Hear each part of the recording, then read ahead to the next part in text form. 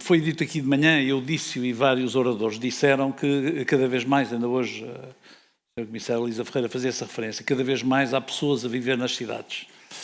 E isso não é naturalmente mau em termos do clima. Não é necessariamente mau. Isso permite, de facto, libertar espaços que antes tinham populações e que agora se concentram nas cidades. Aquilo que nós temos que fazer é aproveitar esses espaços livres para garantir que a ação climática também se repercute nesses espaços que passam a ter menos população, mas naturalmente temos que adequar as cidades àquilo que é uma nova realidade. A adequação das cidades à nova realidade passa por, eu diria, duas ações ou duas linhas de ação fundamentais. Uma delas é mitigar aquilo que nós já não podemos impedir. Nós estamos a viver uma alteração profunda das condições climatéricas com que vivemos, em que hoje temos chuvas muito menos frequentes, mas quando chegam são muito mais abundantes e torrenciais. Para isso, aquilo que nós fizemos foi tentar olhar o que é que nós podemos fazer na cidade. E uma das coisas fundamentais é tentar criar bacias de retenção de água que, por um lado, diminuem o impacto dessas chuvas torrenciais, e fizemos isso no Parque da Asprela. O Parque da Asprela, nas traseiras do Hospital de São João, é um novo parque que está hoje preparado exatamente e já funcionou para reter águas que de outra maneira iriam provocar cheias. Ou seja, ter essa capacidade de captação de águas para não só não as perder completamente, mas também não deixar que elas causem estragos. Este é apenas um dos exemplos do que nós podemos fazer para diminuir o impacto destas alterações. Relativamente à costa, ainda que essa não seja como uma competência excessivamente nossa, porque a APA tem competência nessa matéria. Vou perguntar também sobre essas posições. A verdade é que o nosso novo plano diretor municipal, ainda recentemente foi integrou um conjunto de medidas que prevêem que em determinadas zonas costeiras, mais próximas do mar, não sejam permitidas construções, vai inclusivamente haver algumas demolições e, portanto, vão ter que ser tomadas medidas, porque o mar subiu cerca de 20 centímetros e a probabilidade é que venha a subir bastante mais, e isso vai naturalmente causar não apenas perda de costa, erosão nas linhas de costa, mas também o impacto sucessivo de ondas. E já tivemos esses fenómenos também, há uns 5 ou 6 anos tivemos esses impactos, e esse é um trabalho que tem que ser feito. Aqui estamos a tratar, digamos, daquilo que já não podemos impedir. Estamos a resolver aquilo que já está connosco. Já não vai voltar atrás, e se voltar atrás, não será no nosso tempo. Outra questão é diminuirmos a nossa pegada, a pegada das cidades. E a pegada das cidades, aí há uma multiplicidade de medidas que temos vindo a tomar, umas delas aproveitando infraestruturas existentes, a questão da água, por exemplo, da água potável, da água das torneiras.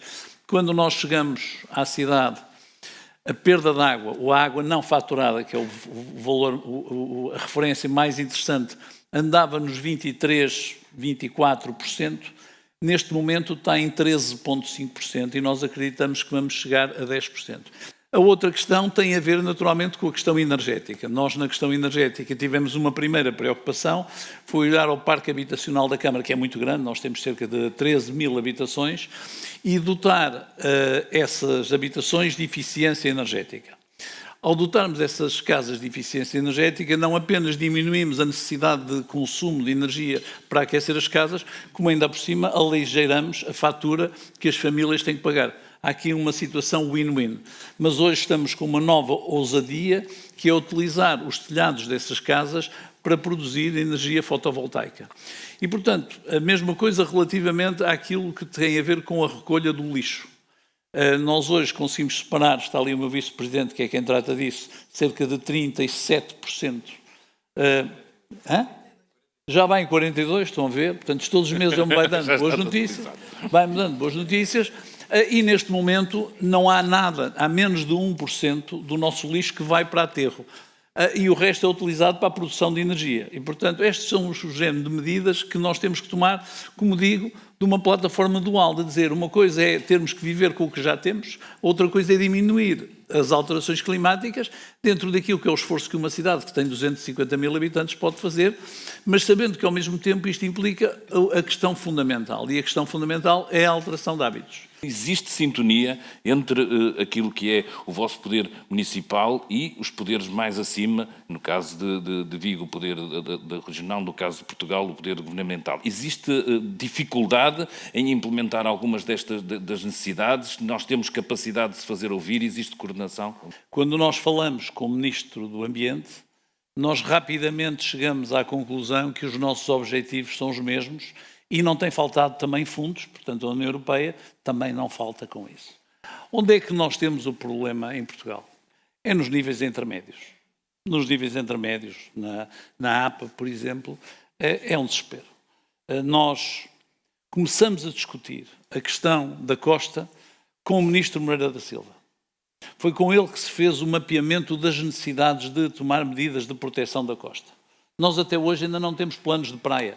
Apenas para dar um exemplo, quem conhece o Porto, a mim já me disseram pai 3 ou 4 vezes que o edifício transparente, que era para demolir e que depois não é para demolir. E que a Pisate é para demolir e depois não é para demolir. Depois fica sempre a sensação que quando olhamos para os avanços da água do mar, depende se os municípios são do partido do governo ou não são. Se não são do partido do governo, que é o nosso caso, somos independentes, o mar aqui vai entrar pela costa dentro. Se os municípios são de um partido do governo, a água lá não vai entrar. Portanto, o nível da água do mar é de acordo com a cor política do Executivo Municipal. E tudo isto vem, de facto, de poderes intermédios. Nós temos hoje uma excelente relação com os municípios vizinhos, que, aliás, se transporta, por exemplo, para o transporte público. A intermunicipalização do transporte público, nomeadamente na SCCP, é um grande sucesso. Nós temos uma grande articulação com os outros municípios que nos está a permitir transformar toda a frota, que era uma frota de gasóleo e de gás, que vai ser toda a nova frota, todas as nossas aquisições neste momento são baseadas em autocarros elétricos e em autocarros a hidrogénio, mas depois, quando nós chegamos à burocracia, as coisas param, e é por isso que o Sr. Presidente da República tem falado, por exemplo, na questão do PRR. Nós temos vontade, temos recursos, o Governo tem vontade e tem recursos, a União Europeia tem vontade e tem muitos recursos, mas depois há algures pelo meio, pessoas sem representação democrática conseguem demorar isto pelas razões mais óbvias. Aquilo a que antigamente chamava-se os pequenos poderes, mas hoje são os verdadeiros poderes. Nós non temos o problema intermedio que fai referencia, é dicir, se ali se chega unha Cámara Municipal, chega un acordo con un ministro ou con un secretario de Estado, eso vai hacia baixo e se executa. Aí non temos ese problema que decide. O que pasa é que nós sí que temos moitas veces problemas porque efectivamente o color do Goberno Central non coincide co color da comunidade autónoma. E entonces, bueno, e o mellor tampouco coincide co da Cámara e entonces, bueno, se pode dificultar máis a solución. O que si nos en España, falando de costas, si temos unha lei de costas que regula perfectamente todo, regula os metros perfectamente de onde se delimita a costa, cales son os límites que ten unha Cámara Municipal, onde ten non solamente para accións de mudanza climática ou de accións nas costas, sino incluso para salvamento, a donde chega a acción do bombeiro da Cámara e a donde entra a acción de salvamento marítimo do Goberno de España, neste caso, e a lei, a ver, eu recordo que foi unha lei moi crítica, que hubo moitos procesos judiciais e que o Goberno de España os ganou todos. Eso significa que era unha lei que estaba ben feita e que estaba ben medida. Queremos acreditar que esse esforço contínuo é um esforço importante. As empresas hoje já perceberam. Se há uns anos percebiam que a sua responsabilidade social era mensurável e era útil e lucrativa, há muitas empresas que hoje compreendem que a sua responsabilidade ambiental também ela é muito importante em termos do prestígio das empresas. As empresas percebem muito facilmente isto. E os cidadãos também. E, portanto, nesse aspecto é bom que se assumam esses compromissos. Sempre com alguma prudência, nós não nos podemos esquecer que estamos hoje confrontados com situações de greenwashing que têm que ser sempre acauteladas, não podemos ignorar que elas existem. E não podemos também ignorar uma outra questão. E isto levar-nos a outra conversa, e nós temos que ouvir o Sr. Presidente da República, mas os nossos hábitos de consumo continuam a estar todos muito virados para aquilo que era o século XX. E talvez pudéssemos às vezes aprender alguma coisa com isso, e aí aprendemos com os mais velhos. Voltando à minha mãe, que citava há pouco, a minha mãe dizia: como é que é possível que hoje em dia uma t-shirt fabricada com algodão que vem do centro da Ásia, que depois foi produzida no Vietnã, que depois veio de navio para Portugal e é vendida aqui na Primark ou noutra loja qualquer, é mais barato que um croissant com manteiga. Estas coisas, se nós pensarmos, faz com que nós, em termos do nosso consumo do supérfluo, continuamos a ter um consumo supérfluo manifestamente excessivo para aquilo que o planeta nos pode dar. Isso tem depois um enorme impacto também na forma como a cidade tem que funcionar, porque o que nós verificamos é que sempre que há crescimento económico, por exemplo, o lixo que nós produzimos aumenta. Esta questão é uma questão que é muito difícil explicar, por exemplo, à economia real que vive do crescimento do consumo. Ou seja, aqui a minha última palavra seria dizer: se nós queremos um modelo sustentável, e estou de acordo consigo, a sustentabilidade só é possível se for uma sustentabilidade social e uma sustentabilidade económica associada à sustentabilidade ambiental, temos que encontrar modelos que não se baseiem apenas no crescimento do consumo, principalmente o consumo supérfluo, sob pena de depois, no fim, perdermos a batalha. Estamos relativamente de acordo, muito de acordo, com experiências diferentes, quanto à prevenção. Aqui ouvimos depoimentos do que falou, em parte, o prefeito de Niterói, foi de prevenção. O Sr. Presidente da Câmara do Porto, de prevenção. Depois também falou de resposta, de capacidade de resposta. Mas prevenida. E prevenida há muito menos tempo. Na prevenção estamos a falar numa realidade com menos de 20 anos. Há casos que são corrigíveis. Sabemos com que preço. Há outros que são difíceis de corrigir. Tem de se encontrar vias laterais de lidar com o problema. Esse é o desafio autárquico mais complicado. Como lidar com esse problema?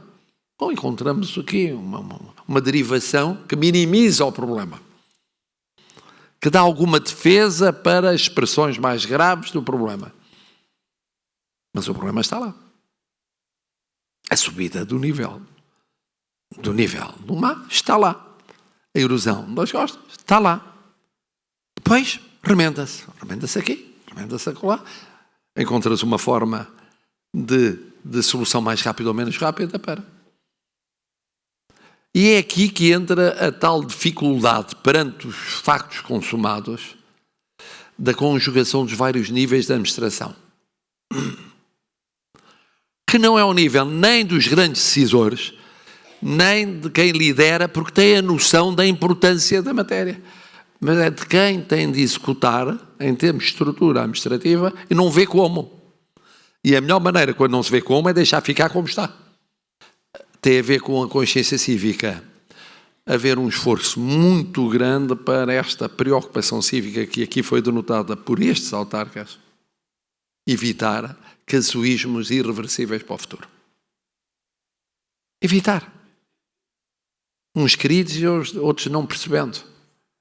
Porque é uma exceção, porque compreende-se, é preciso localizar ali, porque são instituições muito poderosas, ou porque é fundamental e tal. E o Sr. Presidente da Câmara do Porto falou nisso, que em muitos casos é a dificuldade de conjugação com o poder económico, ou socioeconómico, que, sobretudo em períodos de crise, vem de ser, mas tem que ser, é uma emergência, se não for ali, há consequências em emprego, ou há consequências em termos de capacidade empresarial. E aí a pedagogia tem de ser, se se quer um desenvolvimento que seja sustentável, isso implica que há momentos em que há sacrifício de rentabilidades económicas e que são compensados no futuro. Veja-se o caso das energias renováveis. O que não foi o fim do mundo sobre o custo das energias renováveis quando apareceu o debate pela primeira vez no nosso país.